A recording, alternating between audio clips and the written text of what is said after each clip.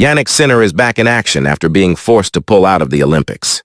Jannik Sinner has hit back at constant claims that he isn't Italian enough after being forced to pull out of the Olympics. The world number one skipped the Paris 2024 Games with tonsillitis, but he is now back in action at the Canadian Open, where he is the defending champion. And Sinner hit back at suggestions that he should have attempted the Olympics anyway, explaining that he couldn't get out of bed. It's not the first time he has attracted backlash for his scheduling decisions. There was a storm in Italian media when he pulled out of their Davis Cup group stage tie last September.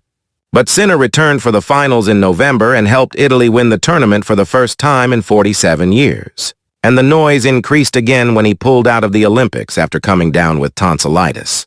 Sinner made a winning return to competition in Montreal on Thursday, beating Borna Coric in straight sets, and was asked whether he was fed up of the claims that he isn't Italian enough. The tired 22-year-old addressed the criticism, rubbishing any suggestions that he didn't try hard enough to be at the Paris Games. "It's a question I don't even want to have to answer honestly," he replied. "I think only my team and I really know how I felt. From the outside, it's one thing. From the inside, it's another.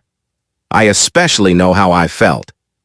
I had said since the beginning of the year that my biggest goal was the Olympics, but unfortunately, I wasn't even able to get out of bed. Then honestly, what people think. Let's say I give it little importance, little weight. The Australian Open champion is trying to block out the external chatter, but he admitted that he was still privy to some of the backlash." Sinner continued, "I'm not on social media anymore, which is something that does me a lot of good.